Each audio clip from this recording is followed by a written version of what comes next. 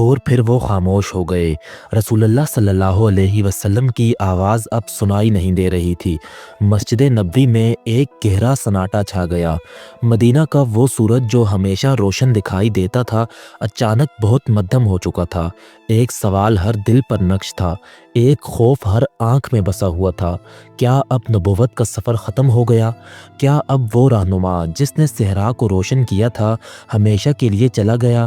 تو پھر اب آگے کون رہنمائی کرے گا؟ دنیا ایک عظیم سوال کے سامنے کھڑی تھی، اور اس سوال کا جواب ایک نام تھا، ایک ایسا نام جس نے تاریخ کا رخ موڑ دیا۔ یہ وہ لمحہ تھا جب ایک امت اپنے مستقبل کے بارے میں سوچ رہی تھی۔ رسول اللہ کی رحلت کا صدمہ ابھی تازہ تھا۔ اسلامی ریاست جو نبی کریم صلی اللہ علیہ وسلم کی قیادت میں پروان چڑھی تھی اب ایک نئے دور کے دہانے پر کھڑی تھی۔ یہ وہ وقت تھا جب خلافت کا تصور عملی شکل اختیار کرنے والا تھا۔ پہلا خلیفہ یہ صرف ایک عہدہ نہیں تھا، یہ ایک زبردست امانت تھی، ایک ایسی ذمہ داری جو محمد مصطفیٰ صلی اللہ علیہ وسلم کے بعد دنیا کی سب سے بھاری ذمہ داری تھی۔ یہ کہانی ہے ایک ایسے شخص کی جسے تاریخ الصدیق کے نام سے جانتی ہے، لیکن وہ خلیفہ کیسے بنا، کن آزمائشوں سے گزرا، اور اس کے انتخاب نے امت کو کن سبقوں سے روشناس کرایا۔ یہ وہ سفر ہے جسے آج ہم یاد کریں گے۔ 8 ربیع الاول 11 ہجری مسجد نبوی میں معمول کی رونق نہیں تھی۔ صحابہ کرام کے چہروں پر صدمہ اور مستقبل کا بھاری بوجھ صاف دکھائی دے رہا تھا۔ رسول اللہ صلی اللہ علیہ وسلم کی تدفین کی تیاریاں جاری تھیں، لیکن ایک اور اہم مسئلہ تیزی سے ابھر رہا تھا، قیادت کا سوال۔ انصار کرام مقامی طور پر سقیفہ بنی سعدہ میں جمع ہوئے۔ انہیں خدشہ تھا کہ قریش کے ہجرت کر کے آنے والے مہاجرین کے درمیان سے خلیفہ چنا جائے گا۔ یہ کوئی اختلاف نہیں تھا، بلکہ امت کے تحفظ کی فکر تھی۔ خبر جب حضرت ابو بکر صدیق رضی اللہ عنہ، حضرت عمر فاروق اور دیگر مہاجرین کو ملی تو وہ فوراً سقیفہ کی طرف روانہ ہوئے۔ ہوا میں تناؤ تھا، دونوں گروہ محبت اور احترام سے بات کر رہے تھے، لیکن ہر ایک کے دل میں امت کی وحدت کا خیال سب سے بالا تھا۔ حضرت ابو بکر صدیق نے اپنی بات شروع کی۔ آواز میں احترام تھا، لیکن فیصلہ کن یقین بھی۔ انہوں نے انصار کرام کی قربانیوں اور جہاد کو خراج تحسین پیش کیا۔ پھر انہوں نے واضح کیا، خلافت کا حق قریش میں ہی رہے گا، کیونکہ عرب کی دیگر قومیں قریش کی سرداری کو تسلیم کرتی ہیں، لیکن ساتھ ہی انہوں نے یہ بھی کہا کہ امور میں سب سے بہتر شخص ہی حاکم ہونا چاہیے۔ پھر انہوں نے 2 نام سامنے رکھے، حضرت عمر فاروق اور حضرت ابو عبیدہ بن جراح رضی اللہ عنہ۔ لیکن ایک اور آواز اٹھی۔ حضرت عمر فاروق رضی اللہ عنہ نے کہا، آپ سے زیادہ بہتر کون ہو سکتا ہے؟ آپ ہی مہاجرین میں سب سے پہلے ہیں، آپ ہی غار ثور کے ساتھی ہیں، آپ ہی کو رسول اللہ صلی اللہ علیہ وسلم نے نماز کی امامت کے لیے مقرر فرمایا تھا۔ پھر حضرت عمر نے خود ہی حضرت ابو بکر کا ہاتھ تھام کر بیعت کر لی۔ ایک ایک کر کے انصار اور مہاجرین سب نے بیعت کر لی۔ یہ کوئی مقابلہ نہیں تھا، بلکہ اجماع تھا، ایک متفقہ فیصلہ تھا جو امت کی بقا کے لیے ضروری تھا۔ اگلا دن مسجد نبوی میں حضرت ابو بکر صدیق رضی اللہ عنہ منبر پر کھڑے تھے۔ چہرے پر رنج تھا، لیکن عزم بھی چمک رہا تھا۔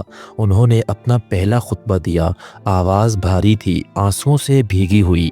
لوگو، میں تم پر حاکم مقرر کیا گیا ہوں، حالانکہ میں تم سے بہتر نہیں ہوں۔ اگر میں نیکی کروں تو میری مدد کرو، اور اگر میں برائی کروں تو مجھے سیدھا کرو۔ میری بات مانو جب تک میں اللہ اور اس کے رسول کے حکم کی اطاعت کروں، اور اگر میں نافرمانی کروں تو تم پر میری کوئی اطاعت نہیں۔ یہ اقتدار کا اعلان نہیں تھا، یہ عاجزی اور احتساب کا اعلان تھا۔ انہوں نے اپنے لیے کوئی مراعات نہیں چاہی، انہوں نے تجارت جاری رکھی، لیکن جب دیکھا کہ خلافت کے فرائض اس میں رکاوٹ ہیں تو انہوں نے سرکاری بیت المال سے ایک معمولی رقم پر اکتفا کیا جو بمشکل گزارے لائق تھی۔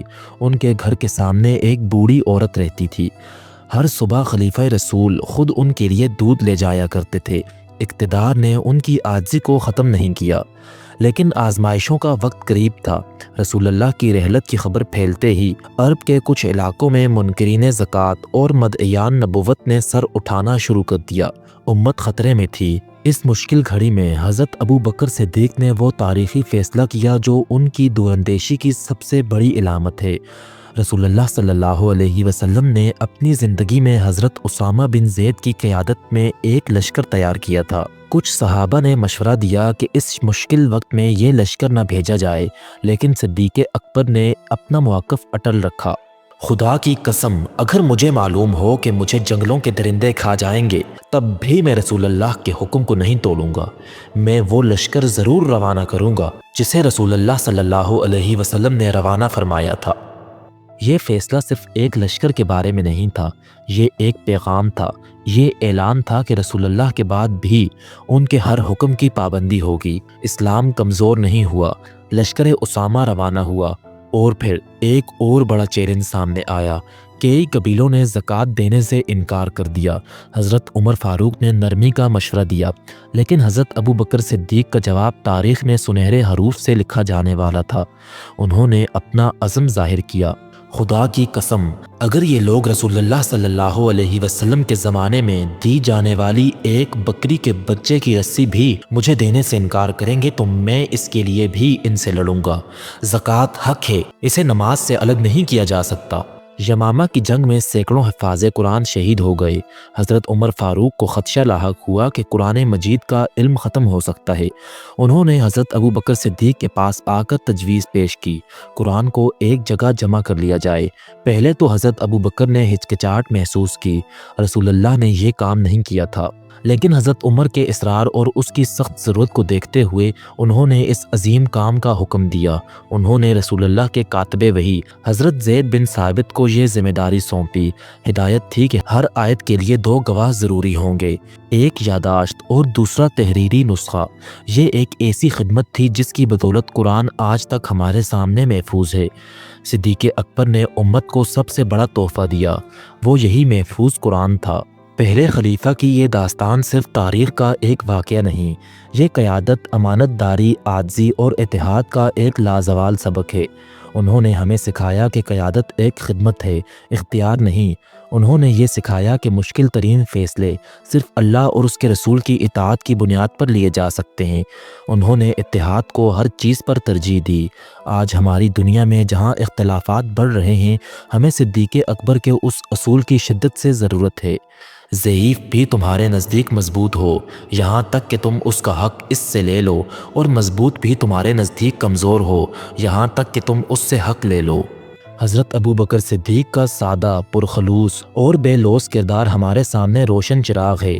آئیے اس روشنی سے اپنا راستہ روشن کریں، اپنے اندر امانت داری، انصاف اور خدمت کے جذبات کو پروان چڑھائیں، کیونکہ ایک مثالی معاشرہ وہیں تعمیر ہوتا ہے جہاں ہر شخص اپنے مقام پر ایک امین بن جائے۔